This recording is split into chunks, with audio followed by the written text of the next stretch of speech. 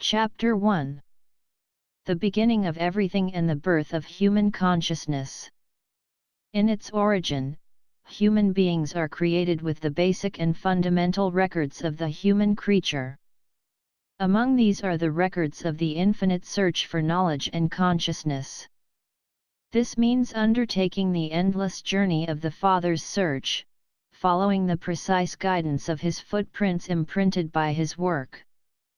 It is the work that reveals the author.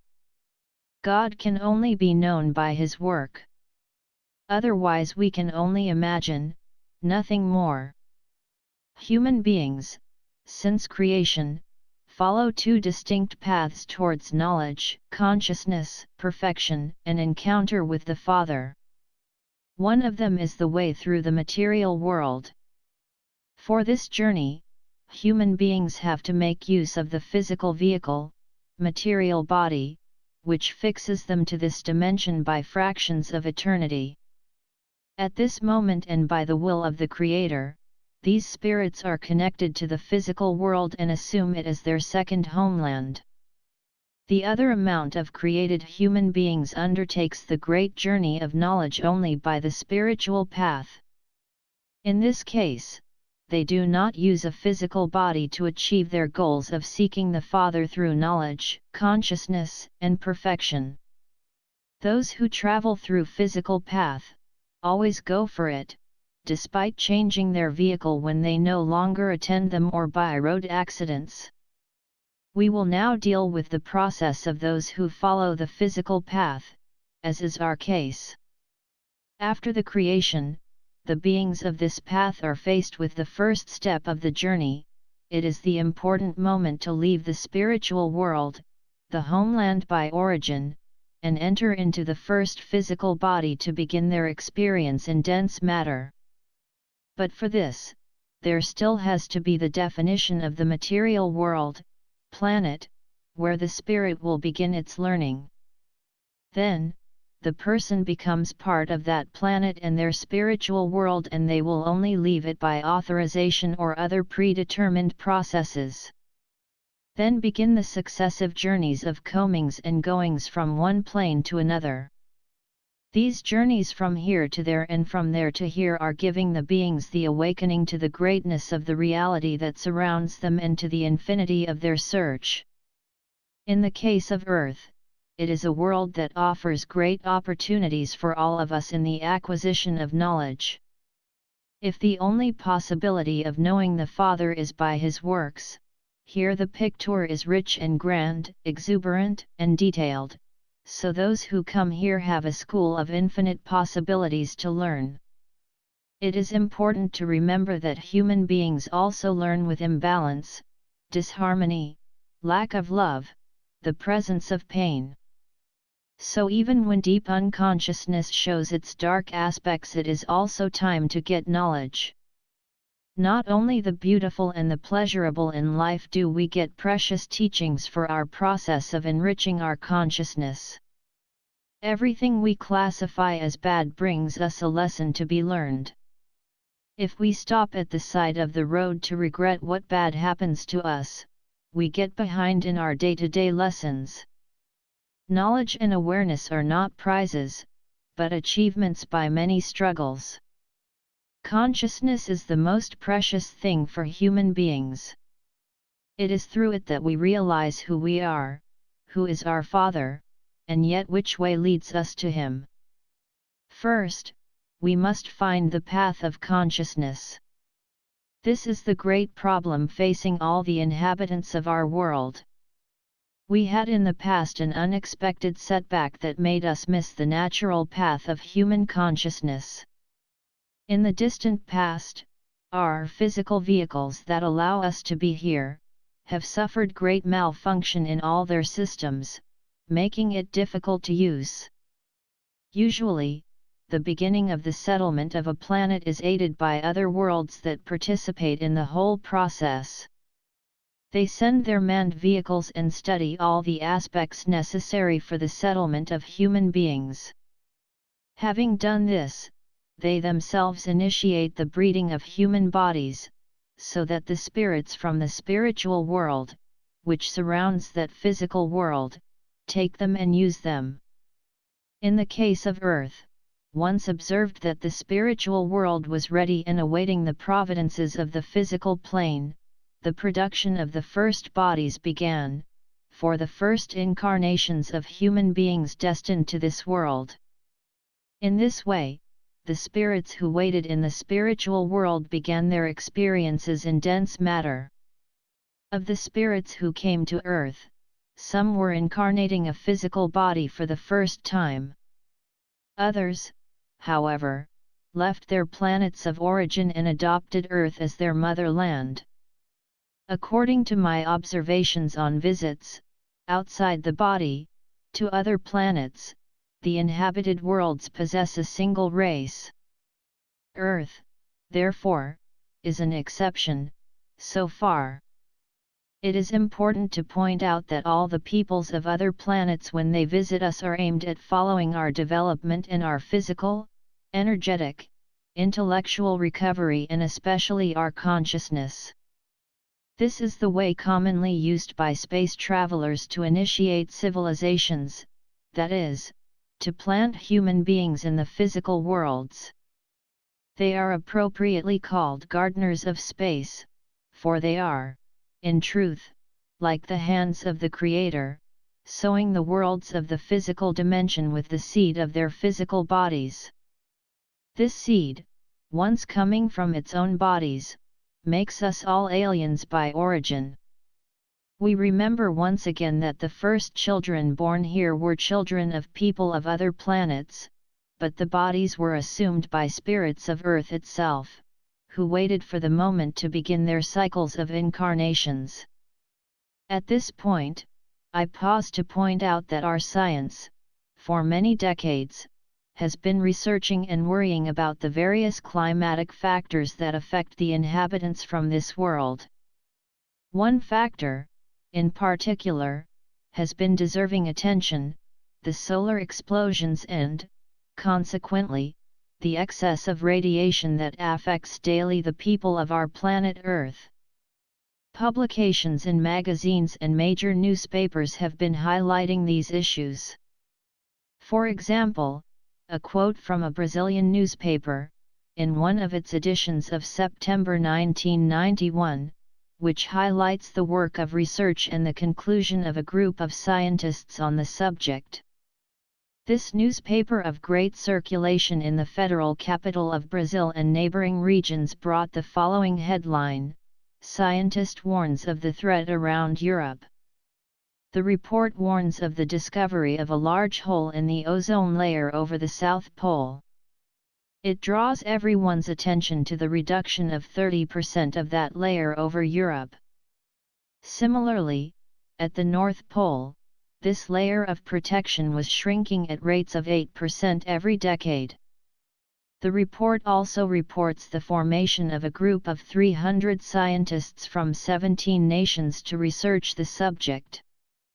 According to research, the ozone layer that surrounds Earth protects people from ultraviolet rays from the sun that cause skin cancer and other damage to the physical body. According to the scientists, damage on this protective layer can affect the climate and agriculture. Coincidentally, on the same day another report brings the following title: Solar Explosions. Astronomers at the Beijing Observatory have announced a series of solar explosions next year. According to them, solar activity will reach its peak in 2001. At the height of the explosions, electromagnetic radiation even interferes with communications and electricity supply on Earth. In the book In Search of Lost Consciousness and in its bibliography, we reported the occurrence of these large solar explosions in the past, as well as the release of large amounts of radiation that affected all life on Earth, including human beings themselves. According to our scientists, the Sun constantly explodes with lesser or greater intensity. Therefore, we are bombarded at all times with great amount of solar radiation. This fact is aggravated by the proximity of Earth to the Sun, which makes our exposure to solar radiation even more serious. Only now, in the last decades, science has been searching for causes and discovering the effects of this solar activity. The excess radiation, emitted by the Sun, has already caused and is causing colossal imbalances on our planet. And, as scientists say, we are close to a possible breakdown, both in the global communications system, and in the production and distribution of electricity. However, this still represents very little in relation to the damage done to our physical bodies, malfunction, imbalance, and blockage of our brain system. It is important to remember at this time that according to science, the brain functioning of human beings does not go beyond 10% of its total capacity. This damage caused by solar radiation to our physical body and especially to our brains comes from many millennia. Not even history records. The fact was lost on the nights of time.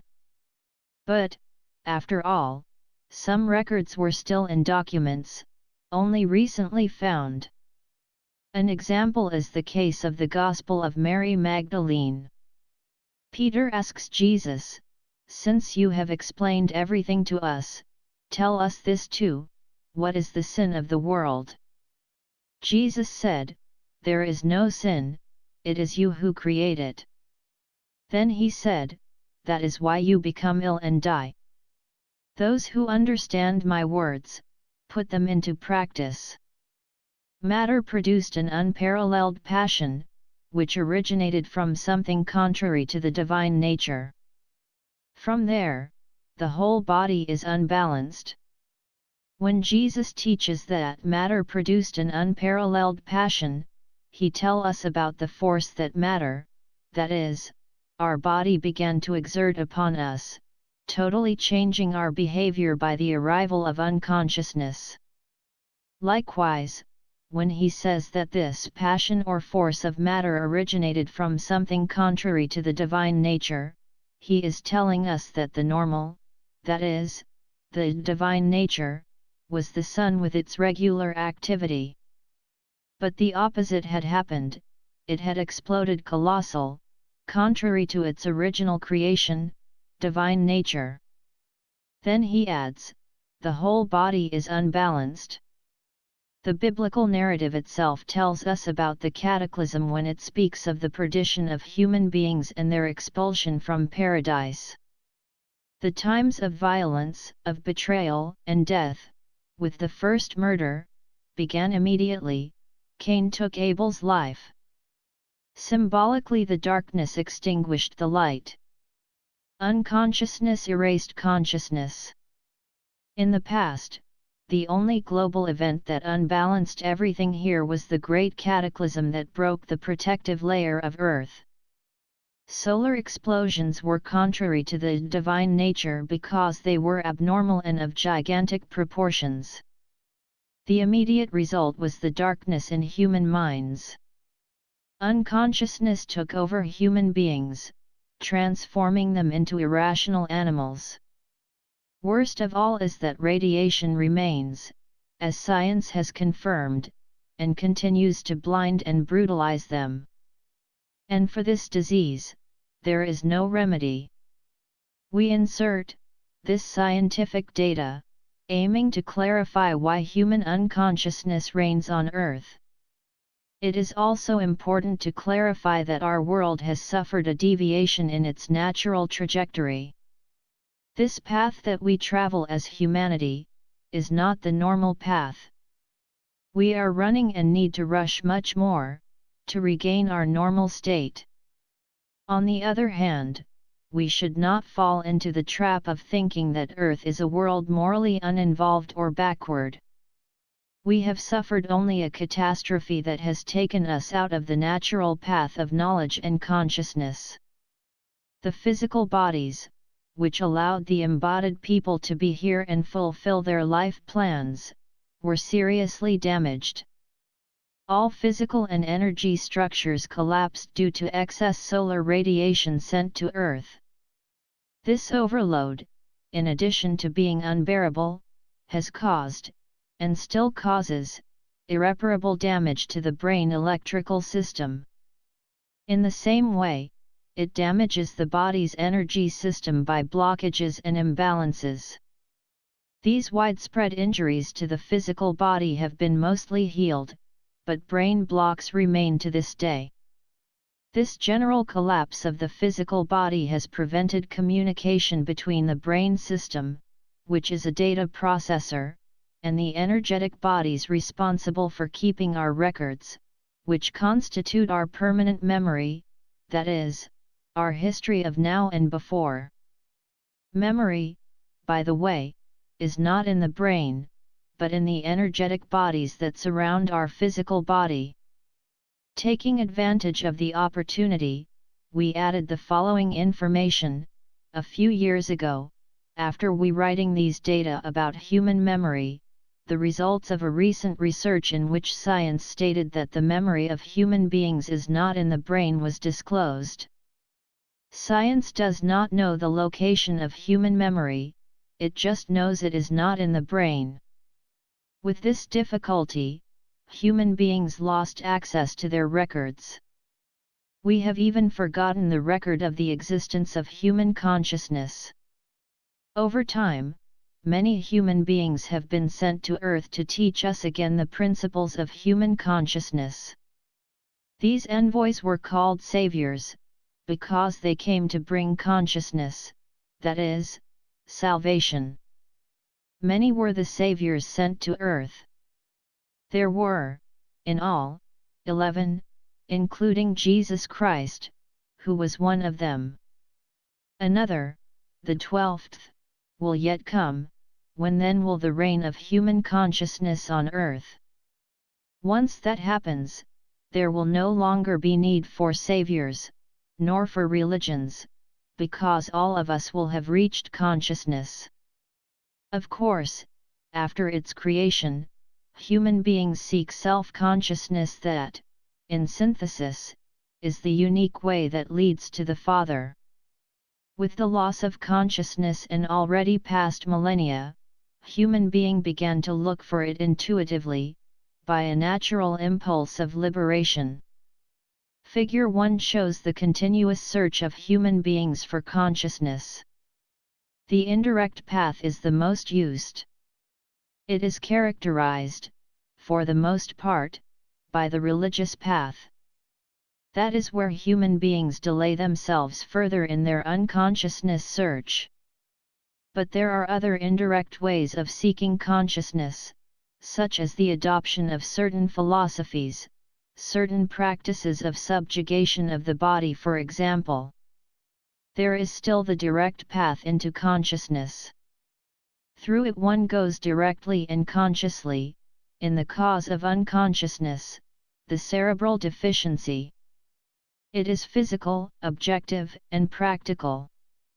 Figure 2 shows the trajectory of human beings in this physical world from the earliest times, living more the impulses and desires of matter, until the great moment of the self-discovery of the I Am, occurs and the consequent encounter with our Father.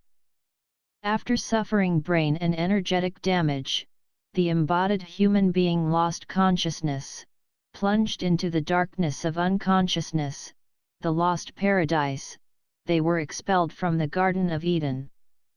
When there is an interpretation of a teaching, there is no certainty about it, and at that time there is room for committing great misunderstandings.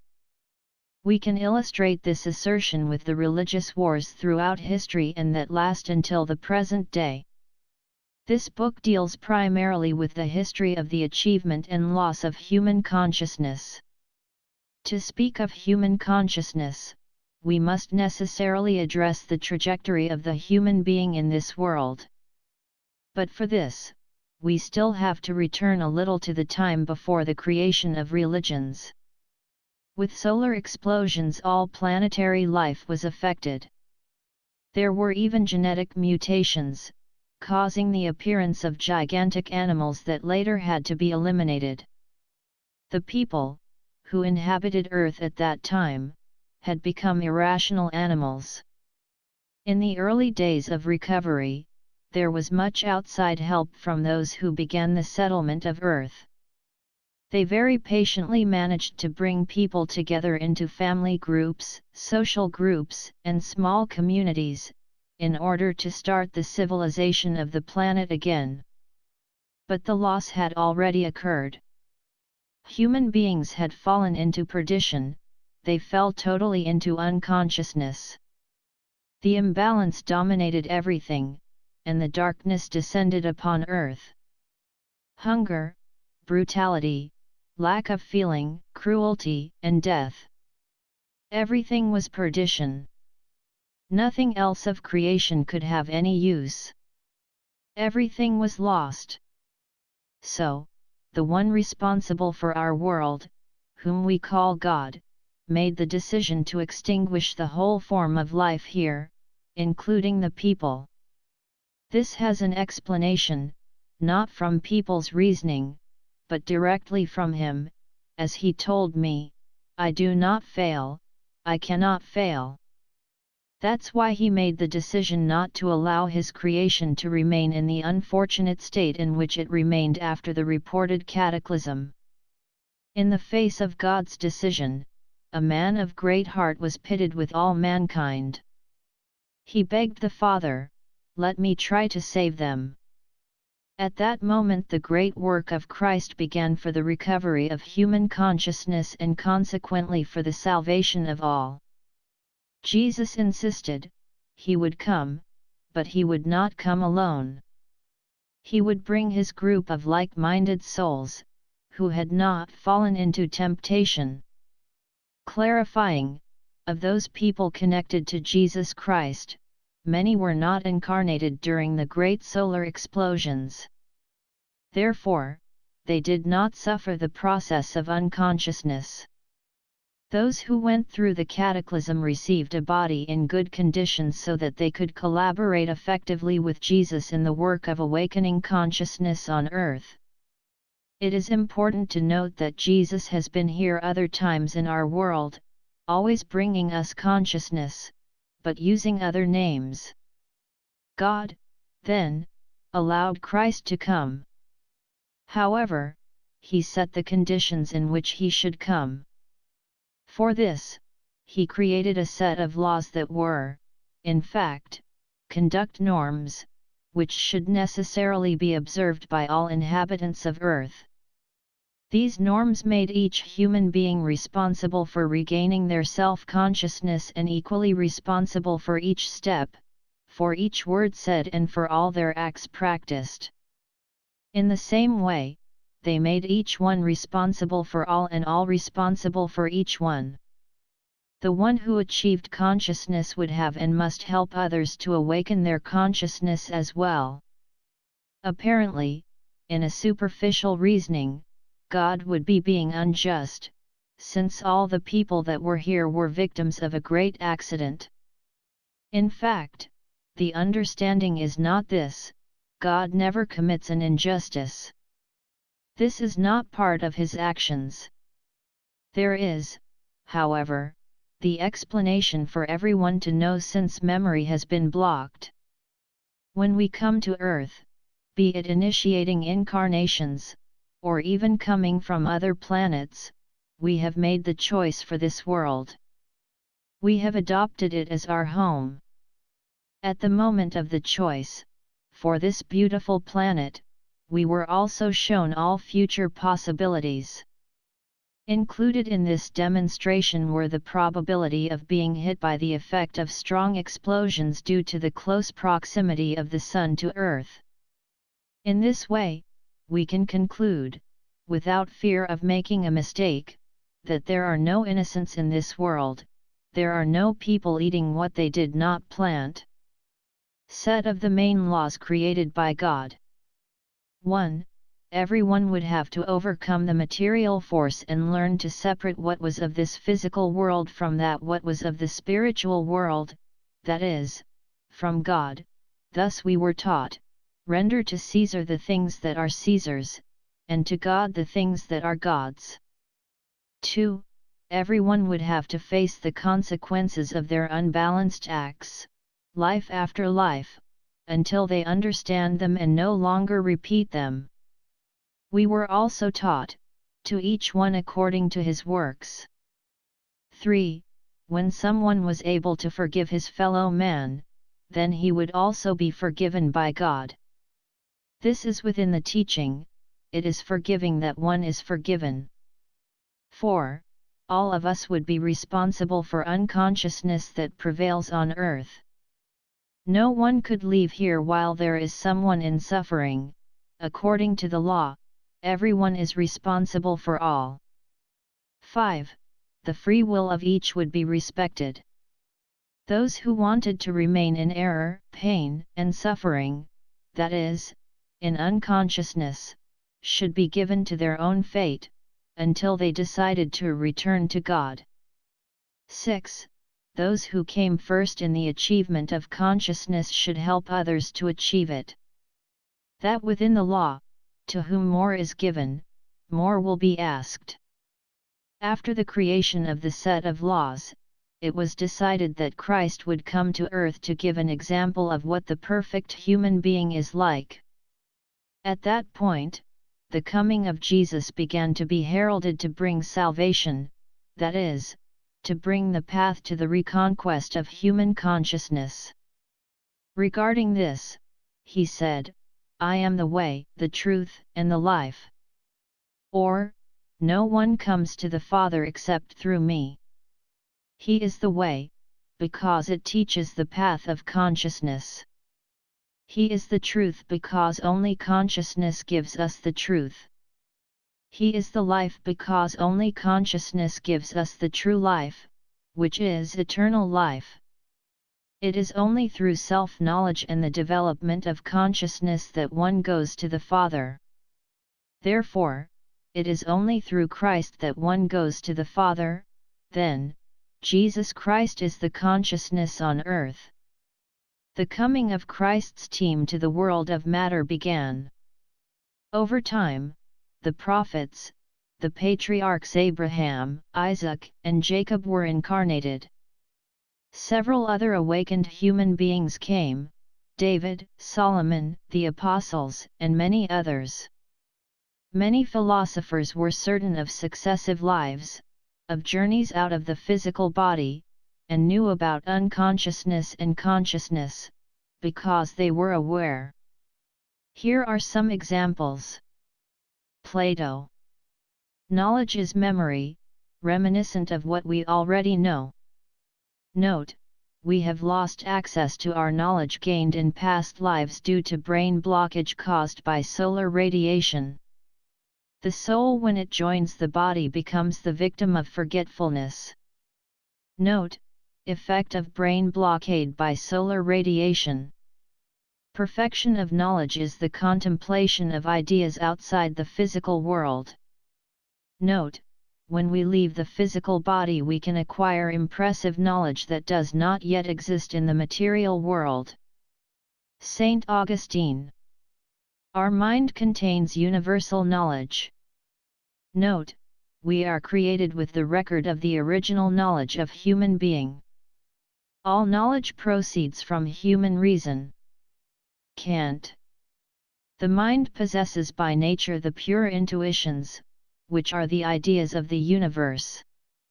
Note, record of the original knowledge created with human being. Aristotle. Man has a knowledge that precedes knowledge. Note, this is the original wisdom of man. Every human being is, of course, wise.